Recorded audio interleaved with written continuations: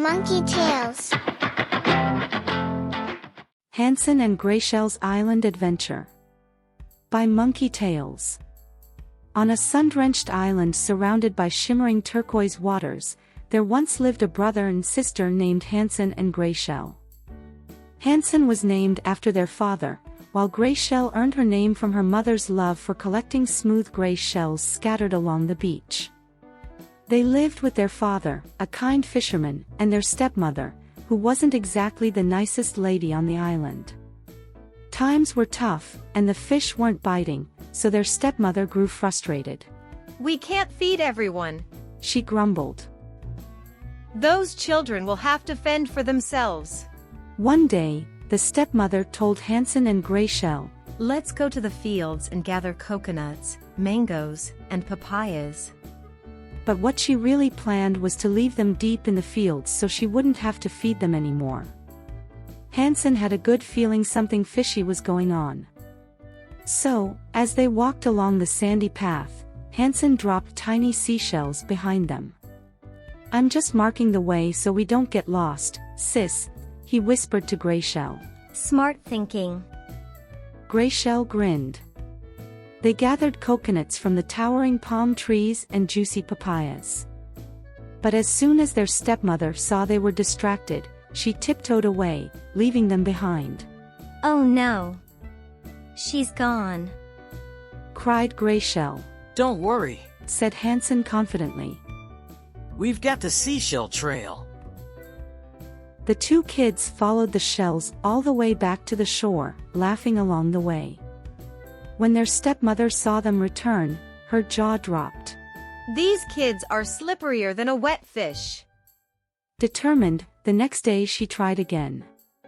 This time, Hanson couldn't collect seashells, so he broke off pieces of sweet breadfruit he carried in his bag and dropped them along the way. "The birds won't eat all of it, right?" He winked at Grayshell. They ventured deep into the fields, where the ocean breeze barely reached. When their stepmother left them behind again, they tried to follow the breadfruit trail, but every single piece was gone. "Those greedy seagulls! Hanson groaned. They ate all our markers!" Now lost and a bit nervous, Hanson and Grayshell wandered through the forest. Soon, they stumbled upon a magical-looking shack made entirely out of sweets. The walls were made of sticky taffy, the roof was coconut cake, and jelly beans dangled from palm leaves like Christmas lights. "Whoa! It's like a snack shack from heaven," Grayshell shouted, licking her lips. They ran up to the house and started munching away. Hanson took a bite out of a gingerbread coconut door, while Grayshell snapped off a jelly bean palm leaf and crunched happily. Tastes like pineapple," she exclaimed, her cheeks bulging with candy. Suddenly, the door swung open, and out came a plump old lady in a flowy floral muumuu, with a bright hibiscus flower tucked behind her ear. But something was off about her. Her smile was too sweet, and her eyes twinkled just a little too mischievously. "Ah, welcome, little ones. Come on in, make yourselves at home. I have even more treats inside." Hanson and Grayshell exchanged curious looks but followed her in anyway. Then suddenly slam. The door behind them shut. The inside of the house was just as magical as the outside, with papaya pastries, guava jelly, and sugar-crusted conch fritters piled high. "Eat! Eat!" the old lady urged with a wide grin. "You'll need your strength." Hanson stuffed his mouth with coconut cookies, and Grayshell was working on her second helping of mango pudding. The old lady's cheerful expression melted away, and her voice turned grumbly. "You two look so lovely.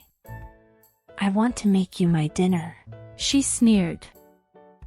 "I am cooking coconut curry chicken later." "What?" Hanson sputtered, nearly choking on his cookie. Grayshell dropped her spoon, her eyes wide with fear. The old woman tried to grab Hanson, but he was quick on his feet. You'll have to catch me first, old lady. He teased, dodging her grasp and making funny faces at her. Too slow. Ha! Get back here, coconut head. The old lady growled, chasing him around the house with surprising speed. Hanson leapt onto a table, knocking over a giant papaya pie. The old lady slipped on the spilled filling and tumbled to the ground with a loud thud. Meanwhile, Grayshell spotted an old clay oven in the corner. Hanson, get her over here. She called out. Hanson didn't need to be told twice. Bet you can't catch me, slowpoke. He taunted, dancing right in front of the oven. The old lady scrambled to her feet, fuming. Oh, you little rascal. She huffed and lunged at him. At the very last moment, Hanson dodged to the side. With a mighty shove, Grayshell pushed the old woman straight into the open oven and slammed the door shut. P.U. That was close. Grayshell sighed, wiping her brow. Nice teamwork, sis. Hanson grinned. The two siblings quickly grabbed some snacks for the road and dashed out of the candy house.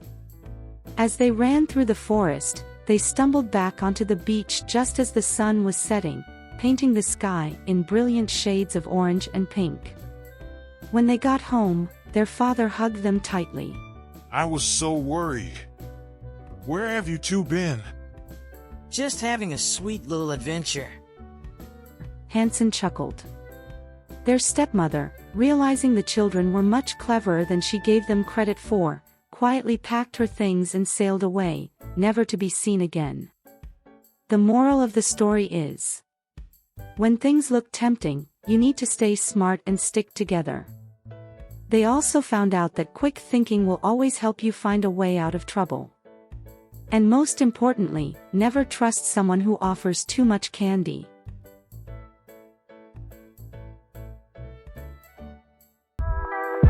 Monkey Tales.